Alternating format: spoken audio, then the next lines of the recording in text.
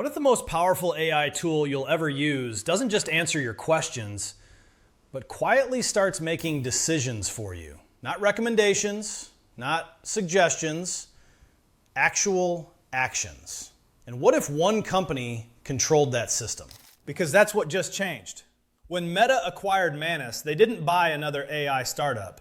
They moved to control the agent layer, the layer that executes your life online.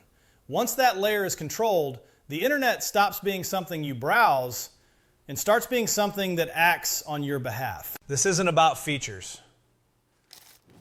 It's not about chatbots, and it's definitely not about convenience.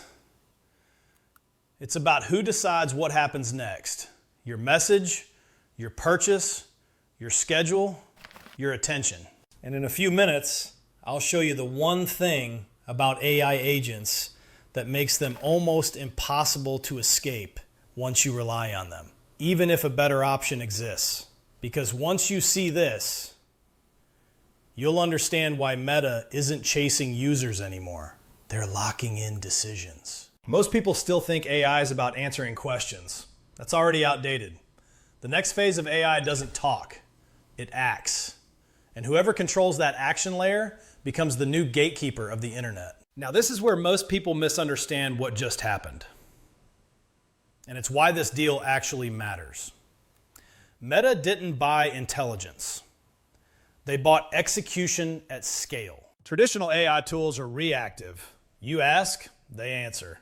AI agents are proactive. They book, they schedule, they search, they compare. They decide within rules you barely see. Once agents are embedded, they stop being optional. They become infrastructure. Think about this for a second. Google controls discovery. Apple controls distribution. Amazon controls commerce. Meta is positioning itself to control execution. Not what you see, not what you buy.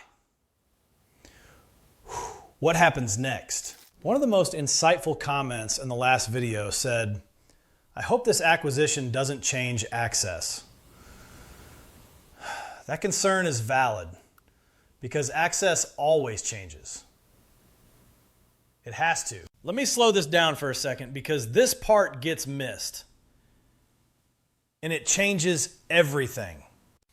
First, access is open. Then features get tiered. Then priority gets monetized. Then usage gets throttled unless you pay. Not because companies are evil, but because platforms are built to extract leverage once dependency exists. Most people think this is about data. It's not. AI agents don't just see what you did. They see what you almost did. They learn your hesitation, your preferences, your pressure points, your decision patterns. That's not data.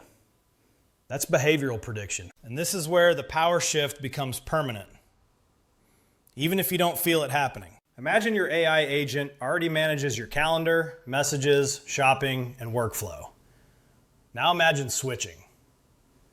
You'd have to retrain it, reauthorize it, re-explain yourself, or accept worse results. Most people won't switch. That's the trap. Platforms don't win by being the best. They win by being embedded.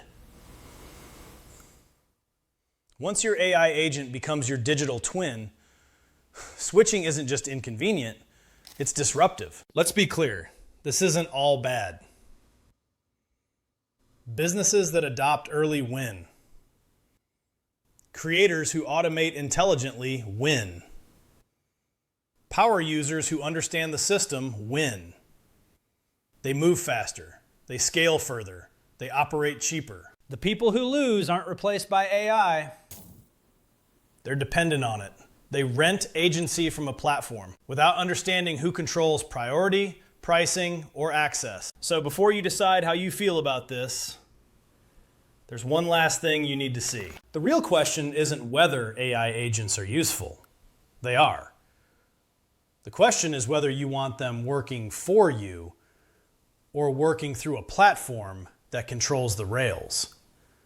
Because once AI becomes invisible infrastructure, power stops being obvious, but it becomes absolute. This isn't a future scenario. It's happening now. And the companies that control AI execution layers will quietly shape decisions for billions of people. So I want to hear from you. Would you trust one company to run your AI agent? Or should that power stay decentralized? Drop your thoughts in the comments. If this breakdown helped you see what's really happening beneath the surface, hit like, subscribe, and stay ahead of what's coming next. Thanks for watching.